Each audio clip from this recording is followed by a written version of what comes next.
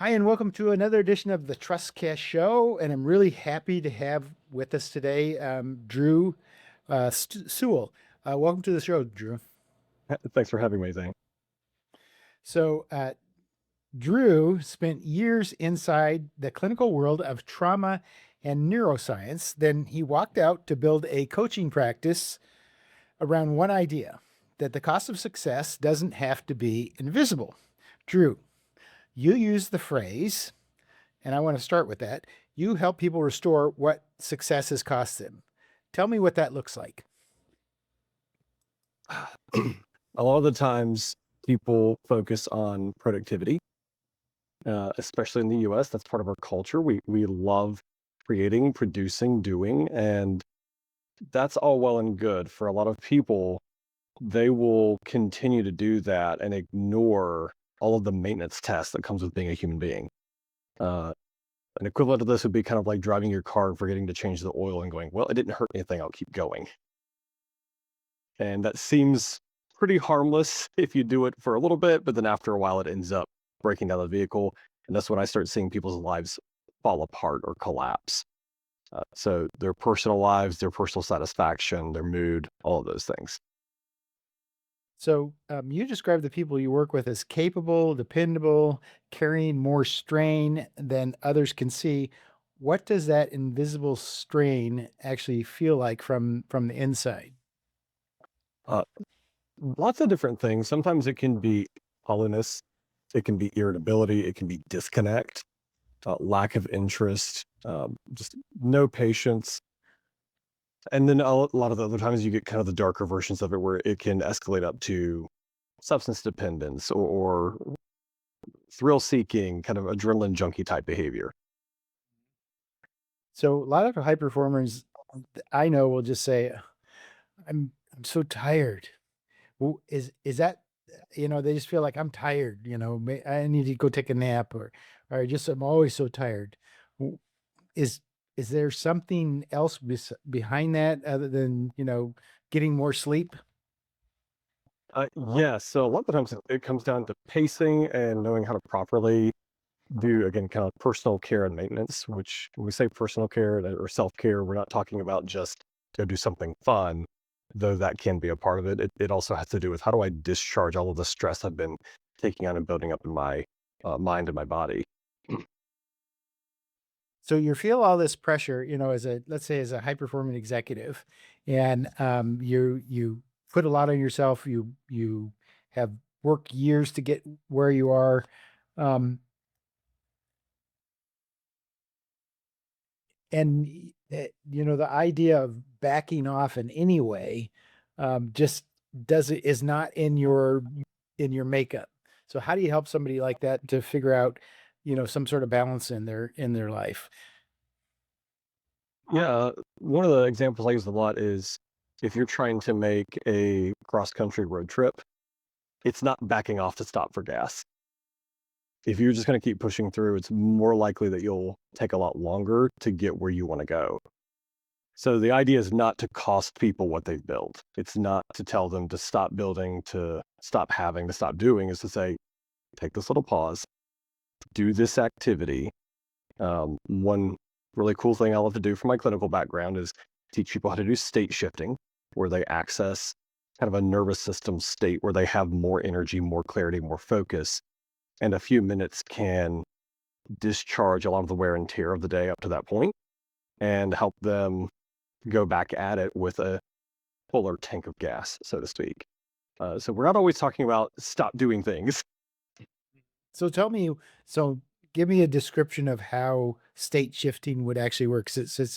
I've been in one of those high powered executive jobs and super driven and work, you know, 12, 15-hour days for weeks on end. How do I shift my state?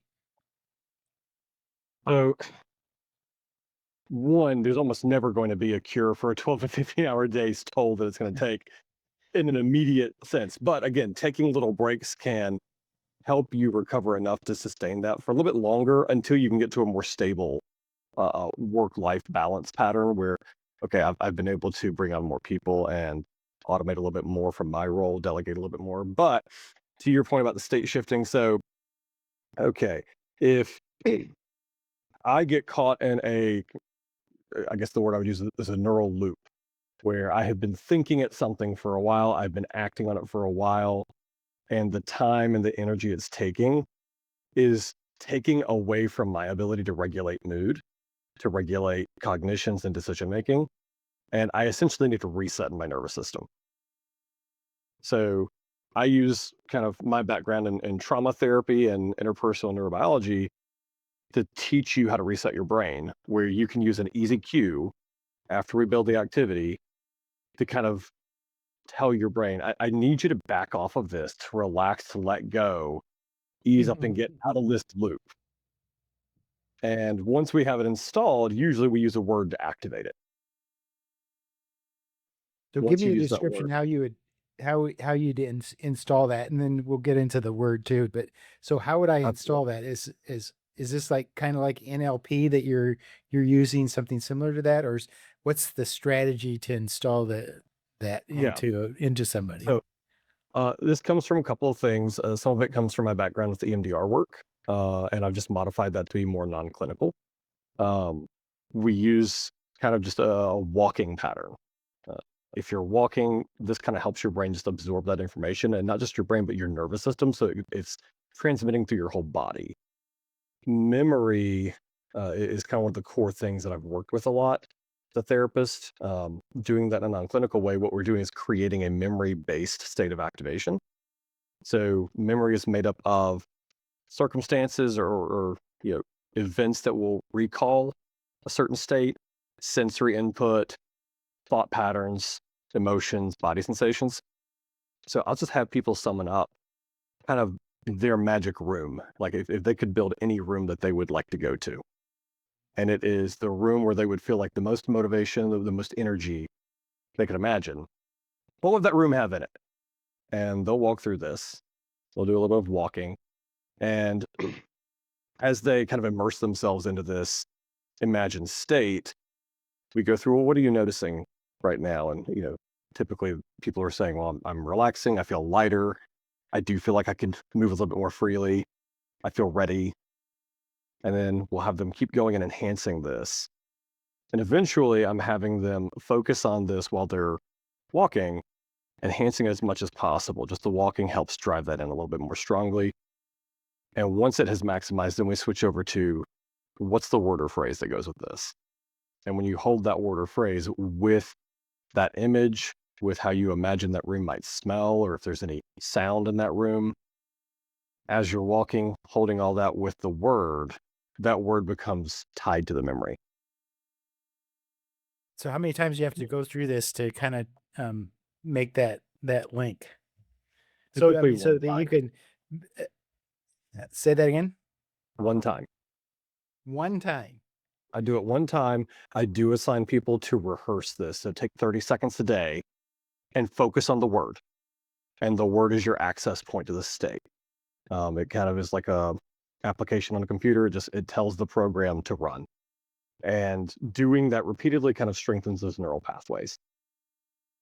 So if do I have to be in a particular state when I'm trying to reprogram my brain like this? I could see how this would actually work. Yeah. Um, Um, I usually tell people rehearse it when you don't need it. You don't run a marathon without practicing first. So rehearse it when you don't need it. You need to be calm so it's easy. But then you kind of step up to, let me imagine my stressful scenario because I want to go ahead and practice by putting my brain through the correct training of when it's a stressful period, when I am, burning the candle at both ends, so to speak, or when I feel completely wiped out. That's when I need to do this and kind of reset my thinking, reset my physiological state, to gain a little bit more clarity on what do I need next to be able to stabilize my performance. and is this one of the things that you typically do at the beginning when you're bringing someone into your coaching program? It's going to be somewhere towards the beginning, yeah, where we're going to work on this pretty early.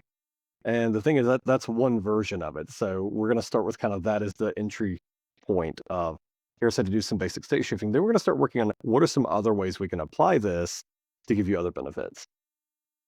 Okay, so people are listening to this and they're thinking, okay, I'm kind of curious, but I need more information. So tell me some of the someone walks in, or I don't know if you have face-to-face coaching or do tele coaching. How does it generally Uh, work? I can be either one. Um, I'm predominantly virtual at this time.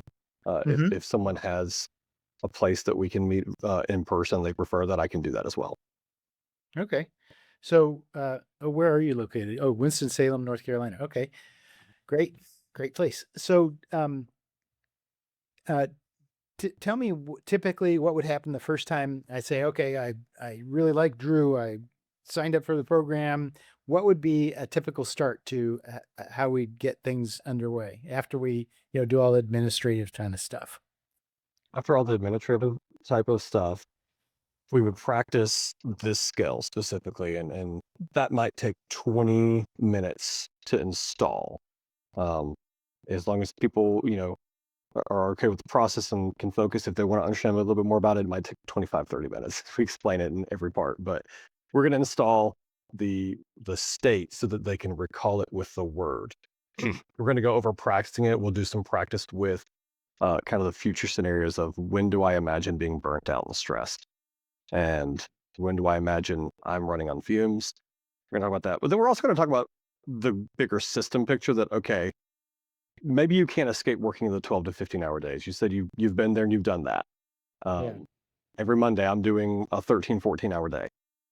So that is just a fact of life for some people. That's fine. So we can talk about how can you sequence that day and make a systems flow that works a little bit more conducively to maintaining this state. What are some other reinforcers you can put throughout your schedule that don't compromise the time you need to be functioning and the time you need to work, but they can still enhance your ability to sustain that performance level? So, how does this impact, um, a high stress business person, whether it's man or woman? How does this impact their family life, their personal life? The main thing there is a lot of people take the cost home. And so we're looking at this is one of the tools to go, how do I reset my nervous system so that I can go home and actually have space for my home life and not resent it, not feel like it's costing me too, that it's going to cost my ability to work or that my ability to work is costing my home life.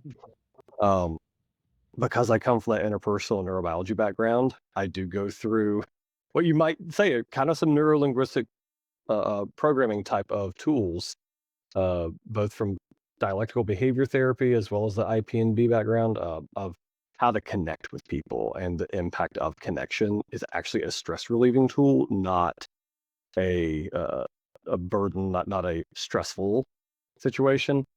So we do go through like how to practice interpersonal effectiveness and using that in the home environment to make that a restorative place rather than I come in, my tank's on empty, and all of a sudden there's a ton of demands coming in at me from home life.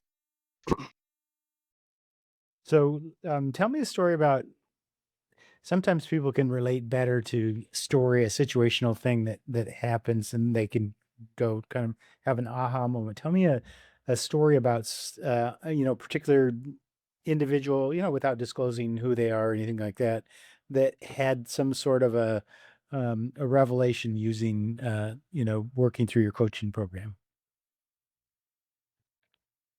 Um, like here, what I might do is kind of do an amalgam of things that I've worked with and Okay, not yeah, involved. that'd be good. So, um, working I'm with afraid of project identifying members. somebody. It's the therapist background in me. Um, Yeah.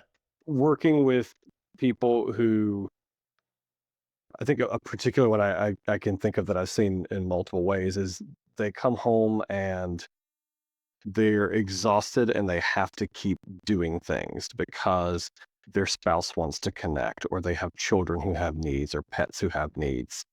They have to take care of the home. They can't just come home and collapse and restore their energy a little bit. So that becomes a pattern for a lot of the high performers, and they're getting into fights.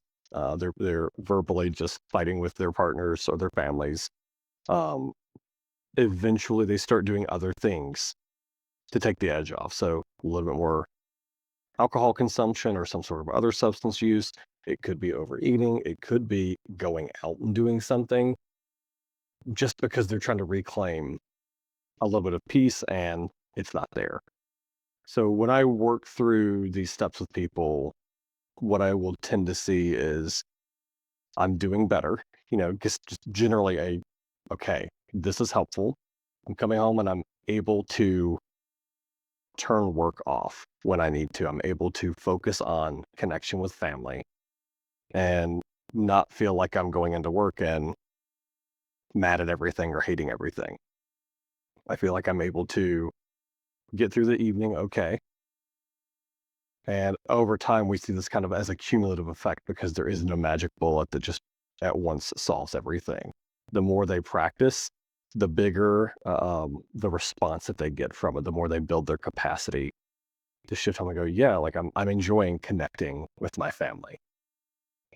One thing I'm definitely a fan of is, make sure you take care of yourself in other ways too. It's not all just connection with family, but do something that's meaningful. So when you, what does it mean to build usable capacity? Because that was a phrase that you used, and why is that different from just feeling better? So kind of my principal framework that I use is this idea of your mind as a house. And if we organize that in a very simple way, not trying to overcomplicate it, but organizing your mind as a house and looking at how much space does anyone have to use to manage the demands of the day and the stresses that they've been building up for a while.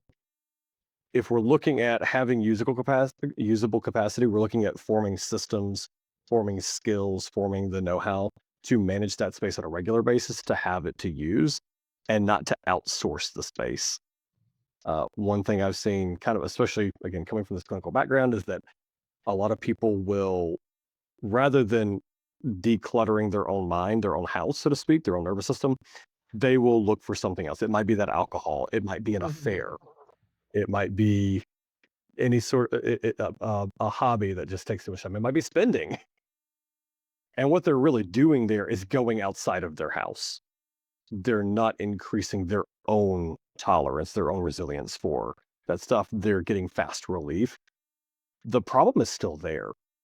Those things actually end up becoming bigger stressors because they come right back to the exact same problem. But once they learn to exist in their own space and begin to organize it, to get rid of things they don't have to have, to put into place things that they do have to have, and make sure that the flow is better, they end up going, wow, I actually can enjoy my life now. I actually can feel connected into my life and as if my life is worth it.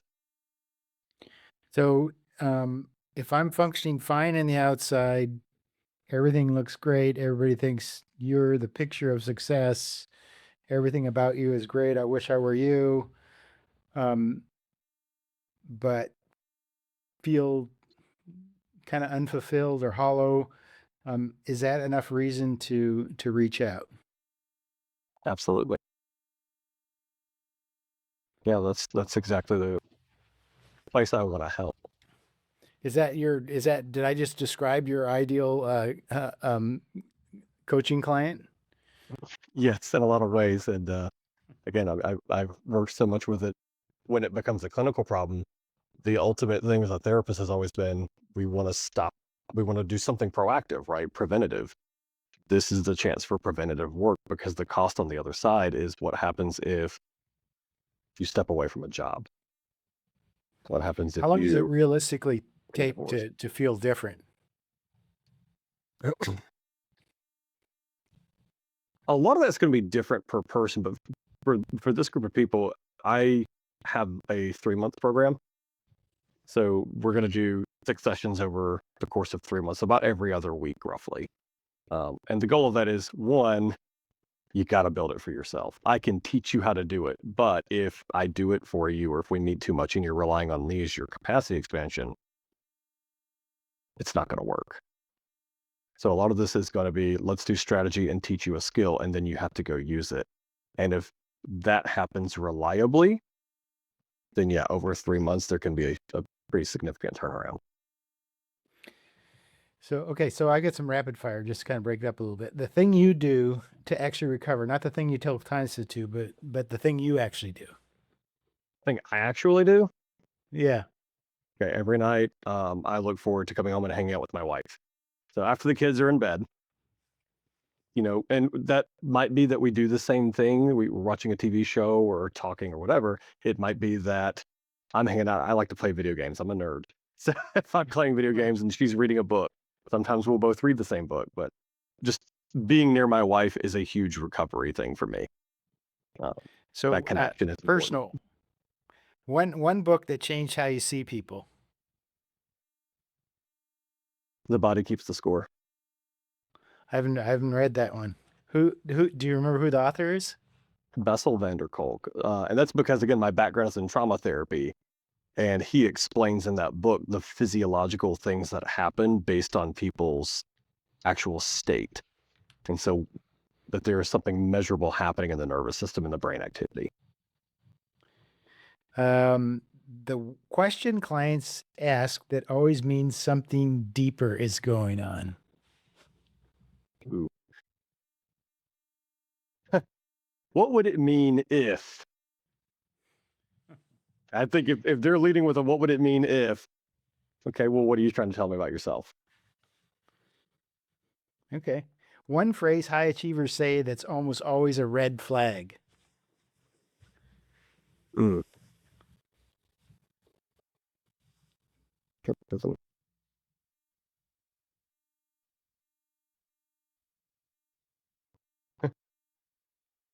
I stumped you Nobody on that wants one. to work Okay. anymore. Nobody wants to work anymore. You mean like Nobody wants to work the anymore.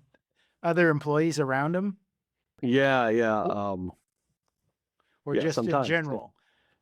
I think kind of in general, but also it might be very revealing that I am working so much, I'm overdoing it. And my frustration is that I don't see other people working at my level, which would take some off of me. And so what I kind of like to hone in on is, okay, so you're building a skyscraper on a foundation meant for a home. So you use the phrase state-based functioning. What does that actually mean for a non-clinician like me? Yeah. Um, think of it again like your fuel tank in your car. Are you running full, so you've got plenty of capacity, you've got plenty of mileage left in the tank? Are you running half a tank or nearly empty? Is that fuel light on? Where a lot of people will say, I have gas in the tank, I need to keep working. And I will come and go, no, your fuel light's on. You need to use the gas that you have remaining to get to the gas station. If you keep working, you're going to push your car, and that's not going to be fun. So what happens in the body and brain when someone has been carrying high pressure for too long? They start borrowing from other areas of functioning. So if you can imagine that, we have kind of different engines in our brain that process different types of function. If I'm using kind of all of the power from all of the engines just to get stuff done, just for logistical and cognitive stuff. Like I said, I've got nothing left for relational stuff. I've got nothing left for emotional stuff. So I'm not even really able to carry my own emotions. And the nervous system starts to go haywire. The nervous system starts to kind of malfunction, mostly because of the amount of time we spend in that state. It goes, well, I don't have anything that I need now. Tell you what, since I'm out of gas, let's use the emergency backup tank, which is, by the way, for emergencies. We're not supposed to run on emergency power for that long. So here you go. Here's some cortisol and some adrenaline. You get a nice stress cycle, but you've got energy to keep going. So why can't you just take a vacation? Isn't that going to fix it? Yeah, I got a 1 week vacation. I'm going to go to Paris and with the wife and kids. Won't that? Once a year. Well, okay. Well, first of all, if you're going on vacation with kids, it's not a vacation. Second of all, that's like saying, why don't I just change my oil once a year? Because when I miss the appointment to change the oil in my car, it's like it's running fine. You're not going to discharge enough of the stress that you've been containing. And containing is not always wrong. Sometimes that's an important strategy. There are certainly times where I want someone who can contain. If I have a surgeon operating on me, I want him to be able to contain or her to be able to contain the stress of having me on their table. That must be a stressful job. But after that, I want them to get rid of that stress so that the next person they operate on is getting the most high functioning, most capacity restored version of them, and not someone who is spending more and more energy holding back the stress that they have failed to process. So, what does success actually look like at the end of working with you? And try to, sum that up in some way that's can be specific. I can enjoy my life enough that I can really feel happiness in it, and I can stay in my job and in my marriage. I can, you know, not feel like I have to reset everything and start over because I'm so miserable. So, Drew, it seems to me that that it would be hard to find clients because how do you find new clients? I mean, because it seems like this is the type of thing that mostly it would be personal references, and but I don't know. So how do you market uh, your coaching program, or how does that all work? Uh, One of the things that I do, of course, is just regularly making content for people to see in a professional arena. So Hmm. not through Instagram, not through Facebook, more through LinkedIn, where there are professionals who are looking at professional content. Um, and then, I mean, honestly, I have to do some cold outreach. One service I offer kind of as an offshoot of this is performance consultation work with uh, legal clients, so people who are in a legal proceeding. And if they're worried about the stress of their case causing them to mess up pretty significantly during mediation or during deposition or during court, even, I can do the same thing to help them have a regulated presence in there. So, like, I will do cold outreach to attorneys and let them know, hey, by the way, this is something I do. So how does that conversation go? I talk to a lot of attorneys. I talk to a lot of people in all kinds of different professions, but I seem to talk to more attorneys than than most people do. So how does that conversation go? Where they're pretty high strung group as a whole, not all of them, pretty high strung group, and they're very I'm going to stereotype, but they're very driven. Yeah. So far it goes, I send an email and I wait for a reply because this is a new service that I'm offering. So I'm just getting that launched. But usually I'm saying, like, look, this is something you don't want to happen, is you don't want the client's nervous system to tank the case that you've been building. So you'd use this for not just the attorney, but also their witnesses that they're going to use to support Yes. their case. Yes. And And then I just tell them, look, I'm prepping your witness to listen to you way more reliably.